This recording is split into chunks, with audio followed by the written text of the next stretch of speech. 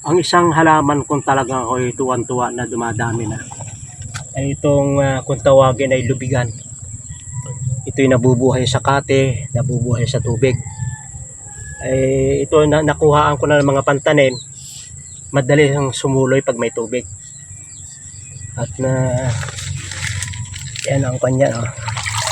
Ang ganda ng ugat, oh. Bilis Yeah. Kahit pala direktang nakaano sa lupa, no? Kahit na maganda, ano? sa paso, sa Basta may tubig. basta may tubig. Pero wag namang ubos na ubos sa tubig. Daming langgam din eh. Papaliwanag ko sa inyo itong lubigan.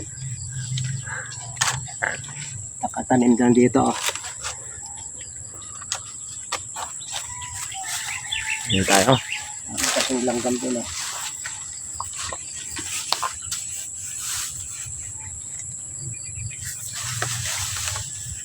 Itong lubigan ay pangkwansya, pangsamya. Nagpapasarap, nagpapabango ng pagkain. Parang ang kategory niya ay luya, luyang dilaw, langkawas. Yan ang kanyang at itong kanyang amoy ay unique, yung kanyang amoy. Pag ito'y gagawin mong te, pag may diabetes ka na ikay namamanhid, yung mga nerve ay manhid na manhid, mahirap nang dumaloy ang dugo doon. Ito yung pang-control ng manhid para hindi maging malala. At unti-unti na pagagalingin yung nerve, yung iyong pangmamanhid. Napakaganda ito pag kayo mataas ang blood sugar, namamanhid na kayo. At pwede nyong itanim sa ganyan, no? May tubig. At para hindi lamukin, lalagyan nyo ng duckweed, kagaya no, no? Hindi na pwedeng puntahan ng lamok yan. Hindi sila mabubuhay dyan sa duckweed. Sa gayon ay hindi kayo dilig ng dilig. Ang puwitan nito ay walang butas. Pero kung gusto ninyo na hindi umapo yung tubig, bubutasan nyo dito.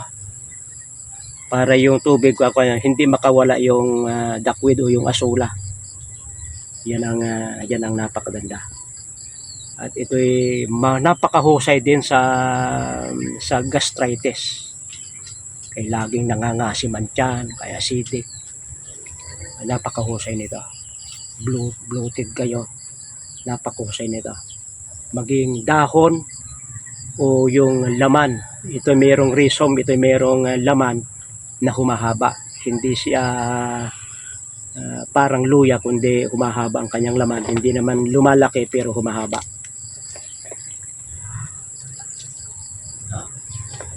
Ngayon pwede na uling ilipat aring dalawang are. Kukuhain natin, ha.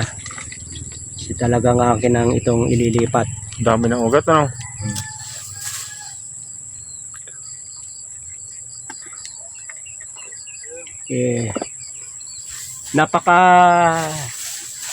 Napakaganda rin ito na pantapal sa sumasakit na rheuma arthritis. Sakit na sakit ang tuhod ninyo. Tudtud kayo. Iinitin ng kaunting tubig. Kaya iinitin sa tubig. Tapos ay kahit yung napitpit na, iinitin ng apoy. Lalagyan ng konting langis, itatapal dun sa paga. Tatapal dun sa may sakit. Kahit yan ay paga na hindi naman gawa ng rheuma arthritis, ay yung itatapal. Sapagkat ito ay may anti-insekto. Pag may mga insekto sa bahay, insekto sa higaan, kagaya ng surot, maglalagay kayo nito sa inyong kama, sa inyong higaan, at yung surot ay lalayo. Pati siguro ipis, ano? Ipis, basta yung insekto. Kung marami-rami, magpipit-pit kayo at ilalagay nyo sa inyong paboritong halaman na ini-insekto, kinakain ng uod, at hindi yung kakainin ng uod. Antibacterial, antimicrobial. Napakabilis itanim. Mahal lang ito sa online eh. Pag bibili kayo, mahal. Pero hindi bali mahal sapagkat dumadami naman. Mga 6 months pa ako bago makabinta, ako nagpaparami pa. Napabayaanan ko ito nung nagpunta kami ng Occidental Mindoro. ay nagkamatay, may naiwang kaunti.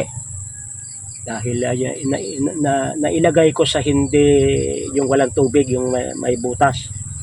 Ay di nalanta. Maganda pag magtatanim kayo ng lubigan, nakalagay sa tubig para para hindi bubutasan nyo na hanggang doon lang yung tubig, para hindi naman masayang yung itong duckweed na inyong ilalagay. Maraming salamat sa inyong pagsubaybay sa Natural Wellness si Pastor Bidong.